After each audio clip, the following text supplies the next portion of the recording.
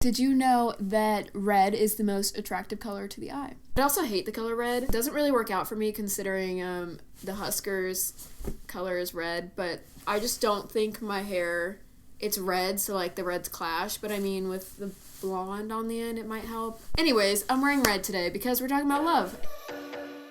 I, Lindsay Frederick, promise to tell the truth, the full truth, and nothing but the truth. Love is like a massive topic to cover, and I know a lot of people are just like, what is love, man? What is love? So we're just going to talk about a little aspect of love, and that is where we are looking to find our love. Everybody desires love, right? In our deepest, most honest parts of ourselves, we can admit that a lot of the things we do are driven by the desire to be wanted and the desire to be loved. The pictures we post on Instagram where we look nice, the reason we put makeup on, guys, the reason you're at the gym, like our culture is driven by this idea of wanting to be loved. Because love is something that we all desire, and that can actually be found in the Bible, Proverbs 19:22. What is desired in a man is steadfast love. And the world knows this. However, what the world and what the media does not discuss is that we desire a perfect, unchanging, steadfast love. And as humans, we make mistakes. Like, I've never met a perfect human in my life. So to say that when we get in relationship with another person, then we're going to be fully satisfied, that's a lie, because that other person is not going to be able to fill that need for a perfect, unchanging love. And we ourselves are not going to be able to give a perfect, unchanging, steadfast love. And I think that's the main message that the world and the media and everything that we see around us is presenting to us, is that once we are in relationship, once we find the one, we're going to be happy and we're going to be fulfilled, and you just need to like seek after love in another person, and that is false.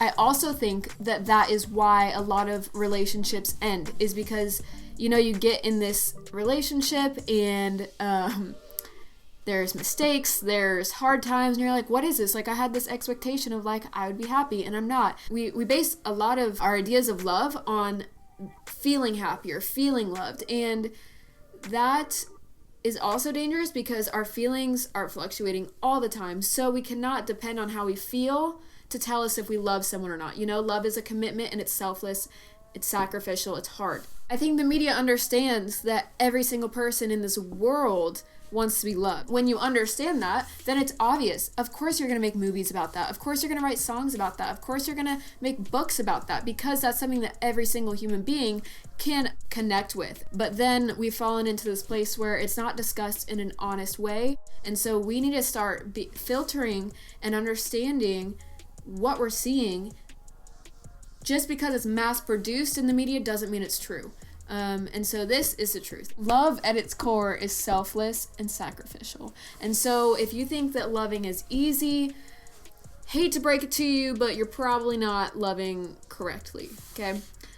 Because as human beings, we are naturally selfish. 1 Corinthians 13:4-8 says, love is patient, love is kind, love does not envy or boast, it is not arrogant or rude, it does not insist on its own way. At me, duly noted. It is not irritable or resentful. It does not rejoice at wrongdoing, but rejoices in the truth. Love bears all things, believes all things, hopes all things, endures all things. Love never ends. This is one of the main things I want to talk about. If you have gone through a breakup, if you have gone through a divorce, if at any point you had a love relationship, if you've lost a family member, a child, whatever it is, that is not God's intention. That pain that comes from love being broken was never God's intention. I know that is like one of the worst pains in the world to feel, because I've been there, and something that just gave me peace in that time of like brokenness was that is not the way that love was intended to be. And I don't know why that gave me peace, because it didn't change the fact that I had to break off a relationship. But I do think there's a danger when we get ourselves into multiple relationships that are ending. I don't want to talk necessarily about relationships right now, but that is where a lot of love happens. So we need to be careful about who we're allowing to love us and who we're loving, because if we don't see that person is being able to love us for the rest of our lives, we really are just setting ourselves up for pain and for a loving relationship to break, which is not what it is intended to do. And the more that does happen, the harder it is going to be for us to receive love and to give love. If another human can't satisfy this desire in us fully, like who can? What can? And that is God. God is steadfast. God is perfect. God is loving. God is the only one who can love you unconditionally. As so many times in the Bible, for his steadfast love endures forever. The Lord is good. His steadfast love endures forever. His steadfast love endures forever, forever, forever, forever. And then you have 1 Corinthians that says love never ends. The true definition of love is that it's eternal, it's unconditional, it's unchanging, it's perfect. And the only thing that is God. That is an idea that's super rejected in our world today. We don't like to accept that we are not perfect and that we can't love someone and we can't receive love from someone that is satisfying enough. We want to do it all on our own, but that's impossible because we are imperfect. The whole truth is that we as humans, because we're not perfect, because we have failed, how can we live in the presence of a perfect God, you know? And heaven, this idea of no pain, no anything, if you want that to be real, then we as humans cannot enter if we are bringing our lies and our imperfections and our pain, you know? So how do we get rid of this as ourselves? And that is why Jesus was sent. He was sent so that he could die and take away all of these imperfections that we have, and so that we could be made perfect through him.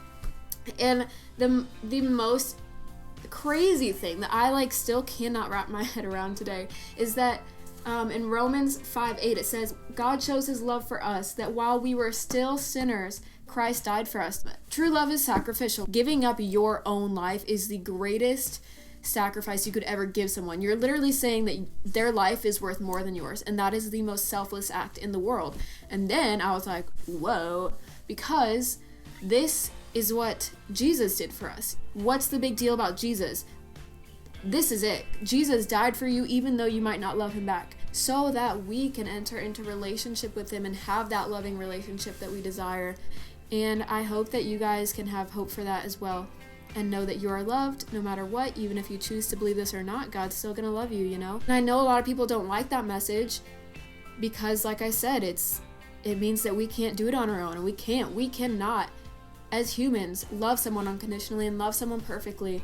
But God can love us, and with God we now have someone to look to, a place to look to as an example of what true love is, and we can start learning and start practicing how to love someone. And that is why I am able to sit here and be so joyful despite some things that have happened in my past, and be optimistic about love in the future, because I know that, number one, I'm loved by God, I'm loved by Jesus, and that I have eternal life ahead of me. And if you're really still confused after all this about what love is, the Bible is a great place to look for that, because, like I said, it's the story of God, it's the story of you, it's the story of creation, and it's ultimately the story of love, because God is love.